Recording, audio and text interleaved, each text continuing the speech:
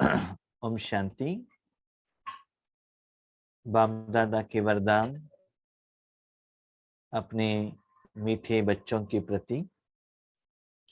Date 17 सितंबर 2021।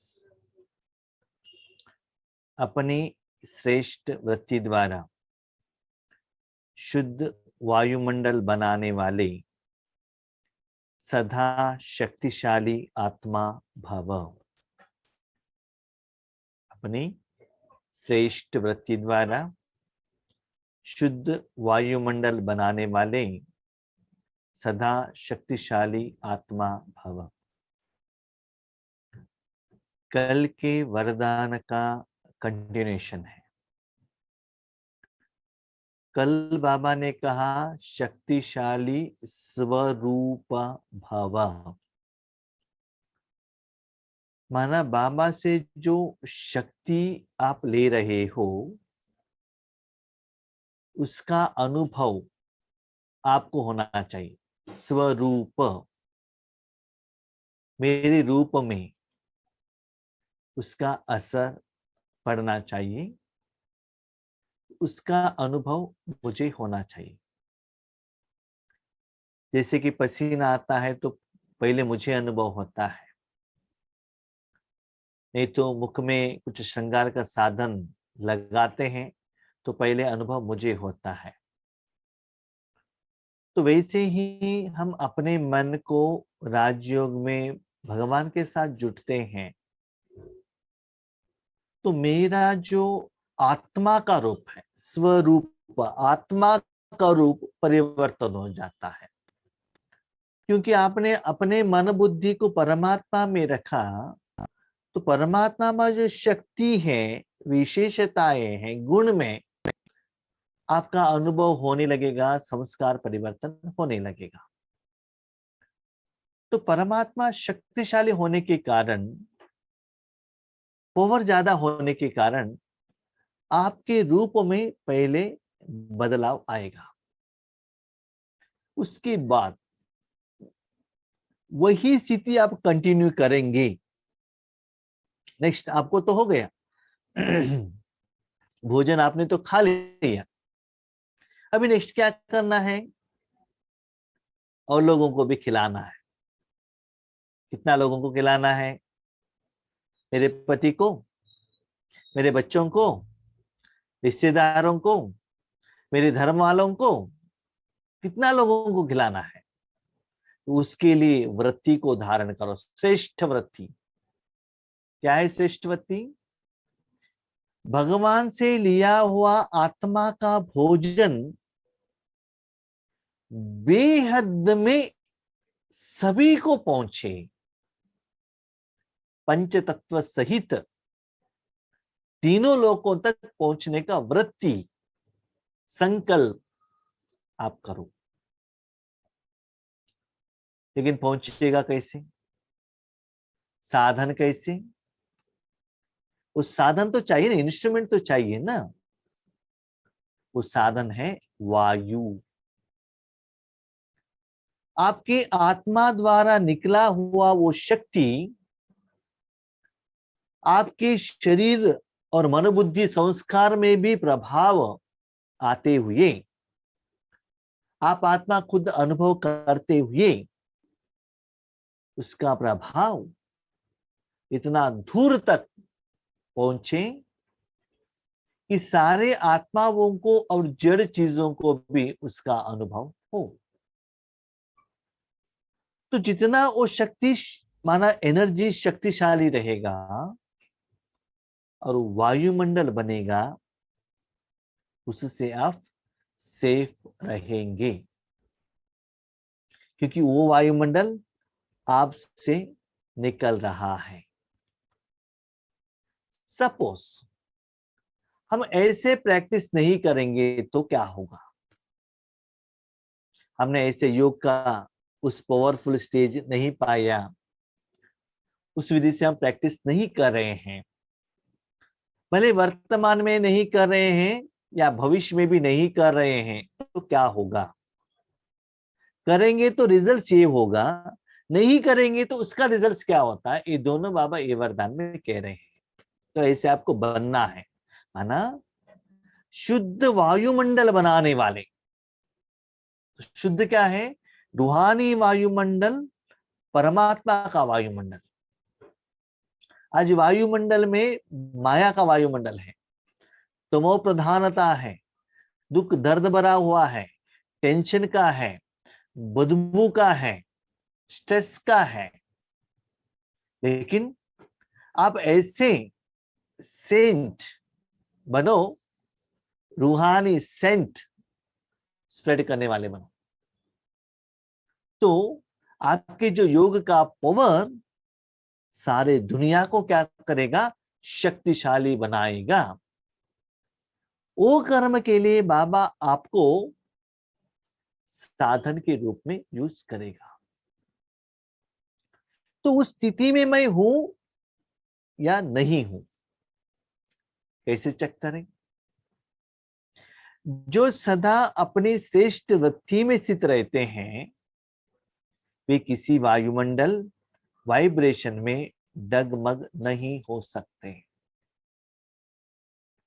माना सदा देने का भाव, देवतापन। क्या देना? परमात्मा का सुख देना, जो दुनिया वाले मांग रहे हैं, ढूंढ रहे हैं, वो देने के लिए निमित्त बनना। तो जितना दाता भाव रहता है, उसी वाइब्रेशन की ओरा के अंदर आप रहने के कारण क्या होता है, बाहर का जो तमो प्रधानता, नेगेटिव वाइब्रेशंस आपको कुछ असर नहीं करेगा। टू व्हीलर में जा रहे हैं, हेलमेट पहन लिया है, जर्किन पहन लिया है, फुल्ली प्रोटेक्टेड है, तो कितना भी मट्ठी आने दो, हेलमेट के ग्लास को लगेगा, जर्किन को लगेगा, शू को लगेगा, हैंडग्लोव्स को लगेगा, सॉक्स को लगेगा, अंदर का आपका बॉडी सेफ। क्यों? आप खुद ऐसे प्रोटेक्ट होकर दुनिया में, बाहर की दुनिया में जहां आपको राइड करना है वहां आए हैं। भले वहां मट्टी हो, भले वहां ठंडी हो, भले वहां बारिश हो, उसका प्रभाव अंदर वाले शरीर रूपी साधन के ऊपर नहीं पड़ता है। क्यों? शरीर और वो वायुमंडल के बीच में एक प्रोटेक्टेड साधन आपने रखा है। तो ऐसे ही बच्चे, मनुष्य आत्माओं का मन का जो दुख दर्द भरा जो वायुमंडल है, न केवल मनुष्य आत्माओं का, जितना भी आत्माएं हैं, और न केवल मनुष्य आत्माएं हैं, सारे आत्माएं दुखी हैं, उसके साथ भूत प्रेत आत्माएं भी हैं, तो उसका असर किसके ऊपर प्रभाव पड़ेगा? उस सूक्ष्म होने के कारण मन बुद्धि सहित आत्मा के ऊपर प्रभाव पड़ेगा। उसके लिए सेफ्टी मेजर्स लेना बहुत जरूरी है। तो इतना शक्तिशाली, अभी इसके पहले के वरदान में हमने क्या किया, सेल्फ प्रोटेक्शन किया। अभी बाबा क्या कहते हैं, प्रोटेक्शन को थोड़ा बढ़ाओ। जो रेनकोट पहन लिया है ना, उसको थोड़ा क्या करो, कार के अंदर बैठ जाओ, बिल्डिंग के अंदर बढ़ जाओ, ताकि उस बिल्डिंग में आपने बनाया और स्ट्रांग बिल्डिंग में बाकी आपके रिश्तेदार, पहचान वाले, आपके भाई बहन भी आकर अपना प्रोटेक्शन ले सके। तो ऐसे श्रेष्ठ वृत्ति को अपनावो। उतना क्या करना चाहिए, फ्लो आपके द्वारा बाहर जाना चाहिए। वृत्ति से ही वायुमंडल बनता है, ऐसे कर्म से, ऐसे वाइब्रेशन से ही वायुमंडल बनता है। चाहिए तो आप देख लीजिए, जब आप अपने घर में आम लेकर आते हैं, नहीं तो जैक फ्रूट लेकर आते हैं, तेलुगु में पनस पंडु कहते हैं, तो पहले जब लाकर रखते हैं, वहां पनस पंडु है तो भी वहां वायुमंडल नहीं बनता है। जब वो पकता ही जाता है slowly, first day, second day, third day, जितना पकता ही जाता है, तो उतना क्या होता है, उस वायुमंडल को कोई रोक नहीं सकता है। कहां भी आप छुपा के रखो तो भी वहां से वो स्मेल, खुशबू, जो भी उस एरिया में, उस रूम में, उस घर में आएगा, उनको वो एहसास होगा। क्यों? भले बाजू रूम में वो पनस बोंडू जैक फ्रूट है, लेकिन वो नहीं दिख रहा है। कहाँ है नहीं दिख रहा है, लेकिन स्मेल तो आ रहा है। कहां से आ गया? वो जो जैक फ्रूट से निकला हुआ जो स्मेल, सराउंडिंग में जो वायु है, उस वायु को वो स्मेल ने चार्ज किया। तो उस वायु के वायुमंडल में आप आ गए, उस वायु आपके नाक द्वारा अंदर चला गया, क्योंकि आपको ऑक्सीजन तो चाहिए ही।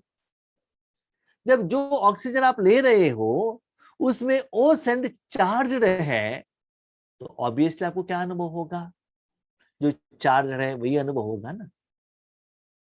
वही जैक फ्रूट और 4 दिन वैसा ही रखिएगा, क्या होगा? खराब हो जाएगा, बदबू का स्मेल आएगा। बच्चे, आपका आत्मा भी वैसा ही था। अभी इतना मैंने फ्रेश करके पका के भेजा था, सत्युग त्रेता युग में वो क्या होता? फल, पका हुआ फल के रूप में बहुत अच्छा खुशबू दे रहा था। द्वापर युग के बाद क्या हो गया? उसमें बदबू आना स्टार्ट हो गया। तो वही पनस पंडू या जैक फ्रूट से बदबू का वायुमंडल बना। अभी आप डिसाइड करो कि आपको अपने सूक्ष्म कर्मेंद्रिय द्वारा कौन सी वृत्ति बनाना है। दोनों आपके पास है, राम भी आपके पास है, रावण भी है, आत्मा भी है, देह भी है, गुण भी है, अवगुण भी है, विकार भी है, अच्छा गुण भी है। अभी आप डिसाइड करो अपने मन को किसके साथ कनेक्शन रखे, कैसे वृत्ति को आपको बनाना है, तो उसका फल क्या होगा? तो वृत्ति से वायुमंडल बनता है। यदि आपकी वृत्ति श्रेष्ठ है तो वायुमंडल शुद्ध बन जाएगा। श्रेष्ठ क्या है? जब आत्मा अपने मन को परमात्मा का साथ जुड़ता है वो श्रेष्ठ है। शरीर के साथ जुड़ता है वो क्या है? कनिष्ठ है। मुझे पैसे कमाना है, गहने लेने हैं, बिल्डिंग बनाना है, हेयर डाई लगाना है, लिपस्टिक लगाना है, इससे भी अच्छा है या बुरा है आप ही डिसाइड कीजिएगा आपके अनुभव के आधार पर।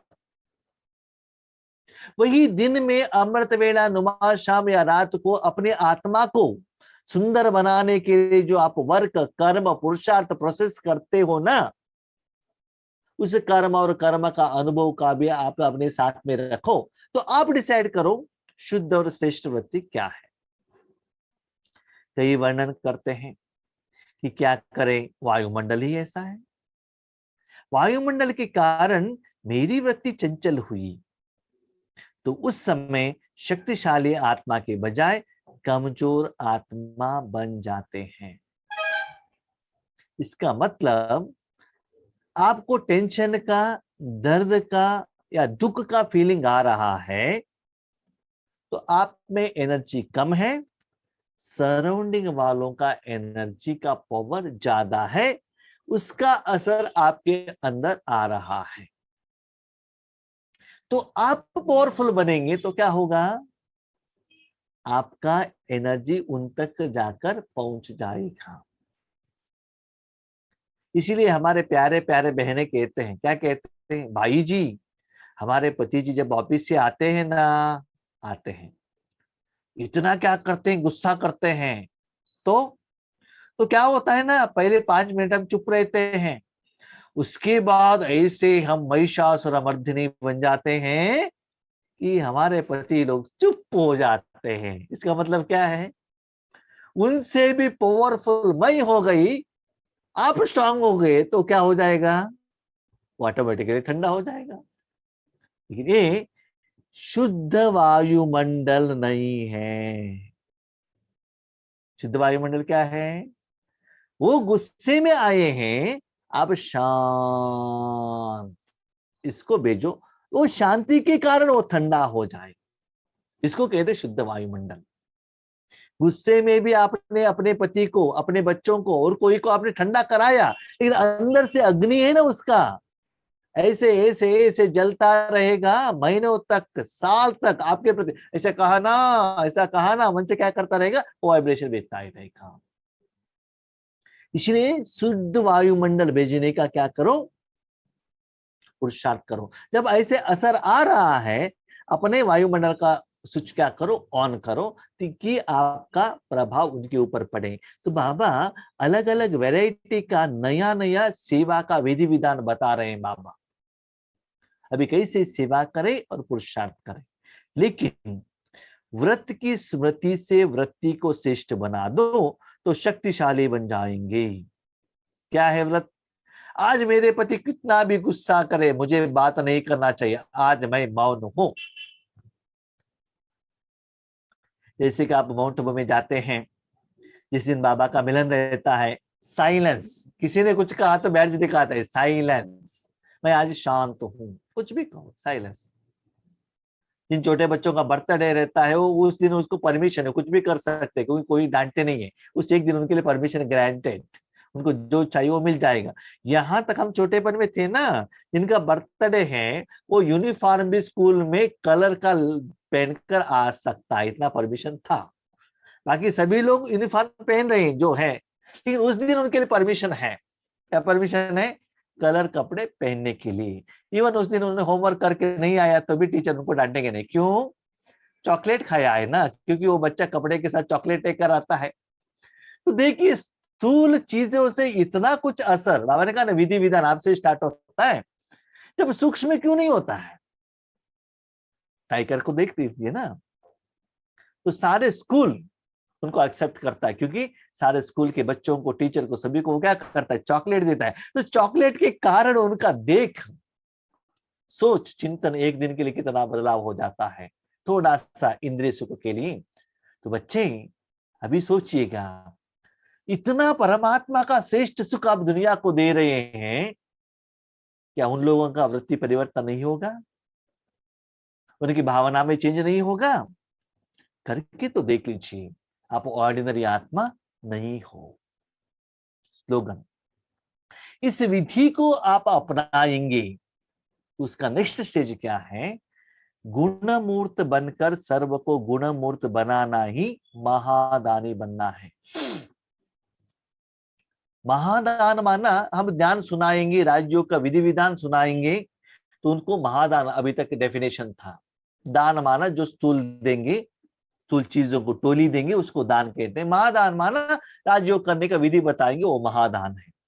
वरदान माना जो उन्होंने योग किया, उनको तपस्या का फल देने के लिए, दृष्टि देख के अनुभव कराने के लिए जो निमित्त बनते हैं, वो वरदानी है। लेकिन आज बाबा कहते हैं, डेफिनेशन थोड़ा आज बाबा का चेंज है इसमें, महादानी में।